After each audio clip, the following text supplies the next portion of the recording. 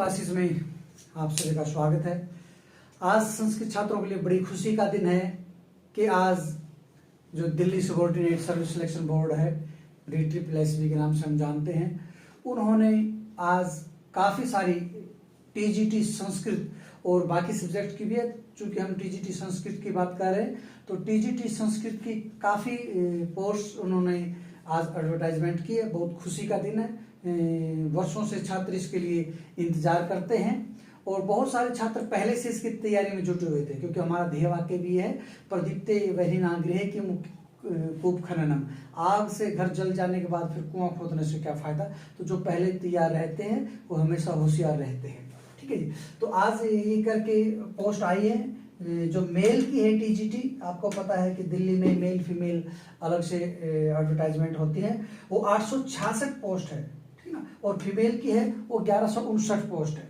उसमें भी कैटेगरी जो अनरिजर्व्ड कैटेगरी है 390 है, फीमेल में 527 है, बाकी SC में 115, 206, ST में 61 और 112 करके, OBC में 275, 281 है, ठीक ना। बाकी EWS और जो PWD की होते हैं वो 35 और 51, ये करके सारा मैंने खाका बनाया। आपके पास एडवर्टाइजमेंट की वो मिल भी गई होगी, बाकी इसका लिंक हम भेज भी देंगे।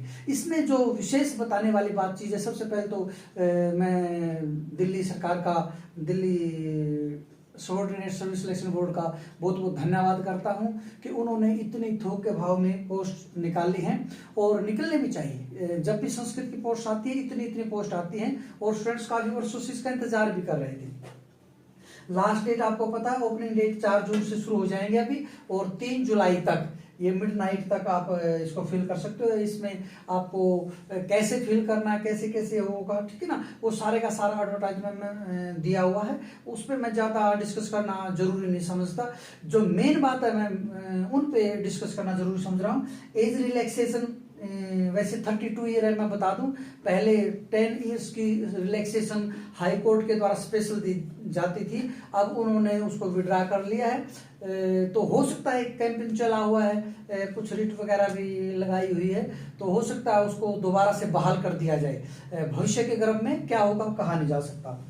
एज फिलहाल आपको 32 ईयर एज है। उसमें जो रिलैक्सेशन है ST के लिए 5 इयर्स है, OBC के लिए 3 ईयर है। जो मैं क्लियर करना चाहता हूँ, एक पॉइंट्स आप क्लियर कीजिएगा। ये जो OBC है वो केवल दिल्ली का होना चाहिए, बाहर का OBC नहीं चलेगा। और जो एज रिलैक्सेशन है वो भी दिल्ली के OBC के लिए, बाहर के लिए नहीं है। ST SC है जो थ्रू आउट इंडिया का चलता है। रिलैक्सेशन भी उसी प्रकार से वो रहती है। PWD के लिए 10 है।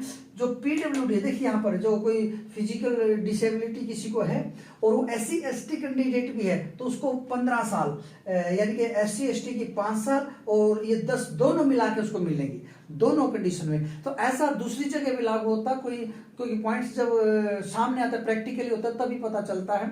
जैसे एक स्टूडेंट्स कोई पूछ रहा था कि जी एज रिलैक्सेशन जो SC की है प्लस जो वहां पर है डिपार्टमेंटल, जिन्होंने, जिसका मैं अभी जिक्र करूंगा, आपको विस्तार से बताऊंगा कि जिन्होंने दिल्ली में गेस्ट टीचर की सर्विस कर रहे हैं की है उनको कैसे मिलेगा। तो क्या वो दोनों मिल सकते हैं? तो इस हिसाब से लग रहा है दोनों मिल जाने से, पर पूरे के पूरे पॉइंट्स उसमें क्लियर नहीं होते। आपको, मुझे भी और आपको भी एक बार वेबसाइट जाकर चेक करनी पड़ेगी या आपको एक बार पता भी करना पड़ेगा।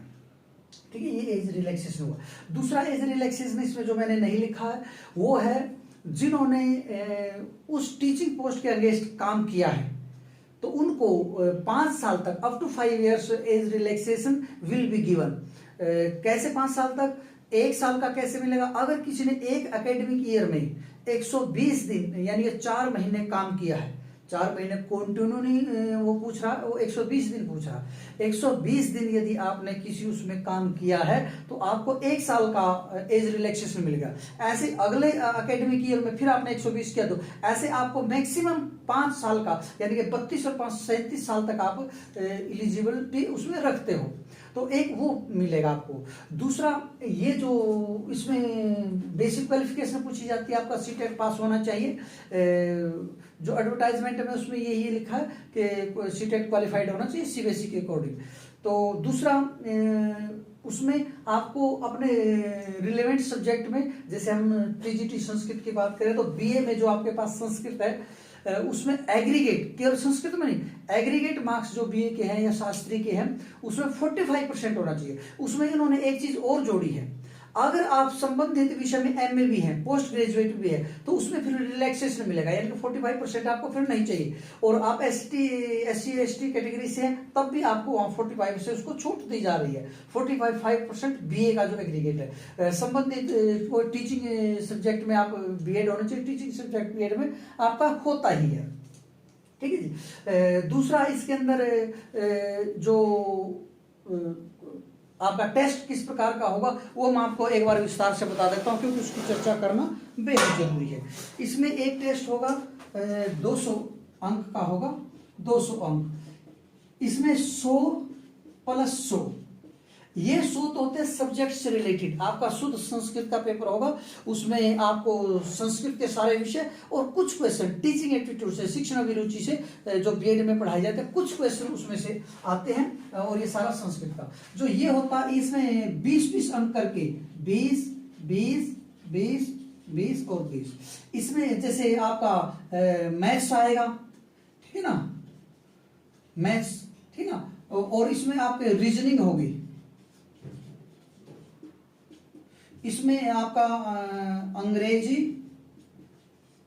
और हिंदी, और एक सामान्य ज्ञान,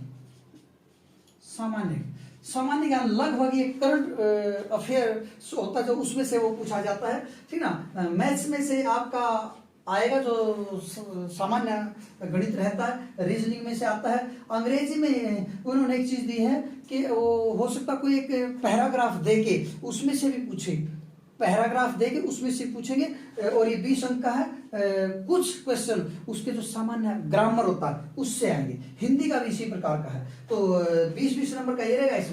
इसमें टोटल मिला के जनरल कैटेगरी को 40% नंबर आपको चाहिए, 40%, सामान्य श्रेणी को, वहीं ओबीसी को 35%, SC ST को 30%। तो ये अंक आपको इसमें लेने पड़ेंगे। अगर आपके इसमें एग्रीगेट में 40% बन जाते हैं तो तब आपके ये भी मार्क्स जुड़ेंगे और ये भी जुड़ेंगे, और दोनों जुड़ के आपकी फिर मेरिट बन जाएगी। अगर आप किसी कारण से यहां इतना स्कोर नहीं कर पाते हैं तो आप फिर एलिजिबल नहीं हो, आपका दूसरा पेपर का कोई कितना स्कोर हो कोई मायने नहीं रखता, ठीक है जी। तो ये इस प्रकार से पेपर का आपका हिसाब किताब हुआ, ठीक है। बाकी बहुत सारी बातें एडवर्टाइजमेंट में लिखी हुई हैं, वहां से आप विस्तार से पढ़ सकते हो। और मैंने भी काफी कोशिश की है आपको लगभग चीजें बताने की, मैं बार बार रिपीट नहीं कर रहा हूं चूंकि ये वीडियो है, आपको मिल जाएगा।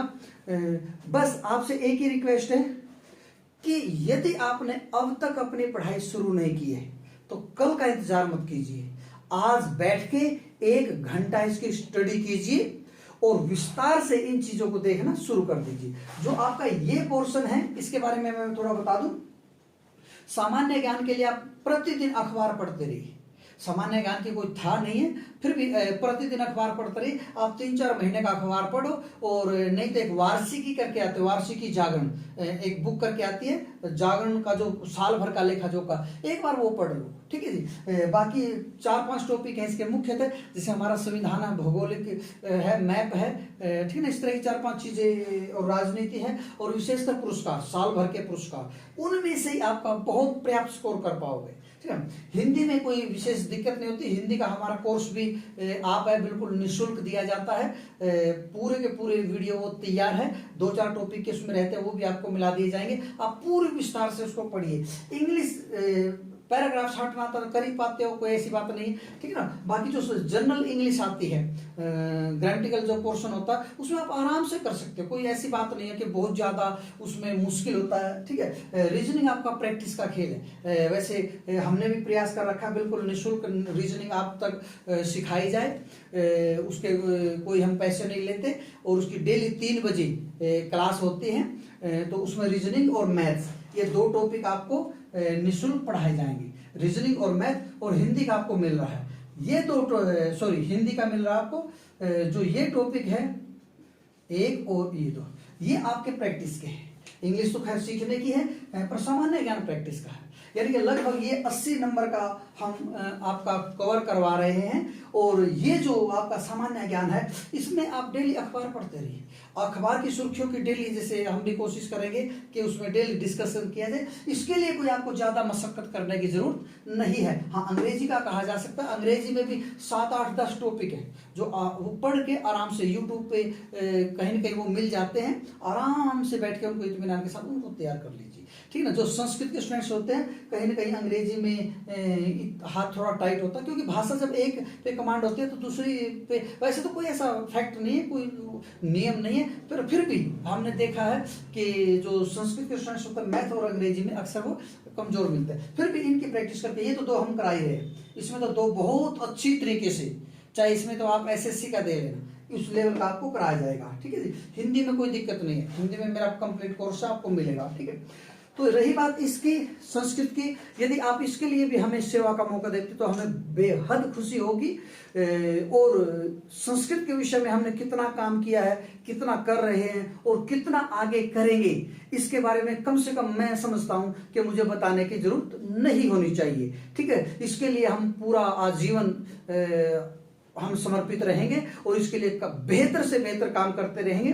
आपको बड़ी खुशी होती है मुझे बताते हुए कि जब पिछली बार 2018 में पीजीटी का निकला था, तो मेरी एक स्टूडेंट ने, जो केवल और केवल मेरे मार्गदर्शन में पढ़ी थी, जिंदगी में संस्कृत उसने केवल कॉलेज में ही पढ़ी थी, उसने इसमें टॉप किया था। टॉप पर पिछले साल की 2018 में लक्ष्मी देवी करके आप लिस्ट चेक कर सकते हो, ठीक है। तो 2018 में पीजीटी लेक्चरर में वो टॉपर थी। कितने स्टूडेंट्स हमारे दिल्ली में निकले हैं, कितने स्टूडेंट्स को हमारे मार्गदर्शन में हरियाणा में और कितने ही केवीएस में गए हैं। तो हमें बड़ा फक्र है, न केवल मुझे अपने आप पे, आप पर, क्योंकि हम सफल इसलिए हैं क्योंकि आप सफल हो। आपकी सफलता ही हमारी सफलता का क्राइटेरिया है, ठीक है। आप इसी तरीके से हमें सेवा का मौका देते रहिए और संस्कृत की सेवा करते रहिए, संस्कृत भाषा का प्रचार प्रसार करते रहिए। इस तरीके से आप सीखे। बाकी ये जो मैंने आपको जितना ज्ञान दिया, ये मैंने पढ़ के, एडवर्टाइजमेंट से पढ़ के आपको बताने की कोशिश की। हो सकता है इसमें कुछ इधर उधर भी हो या कुछ चीज रह गई हो, फिर भी मेरे फोन नंबर ऊपर दिए हुए, आप मुझसे किसी भी समय फोन करके इसकी किसी प्रकार की जानकारी ले सकते हैं। बहुत बहुत धन्यवाद, नमस्कार।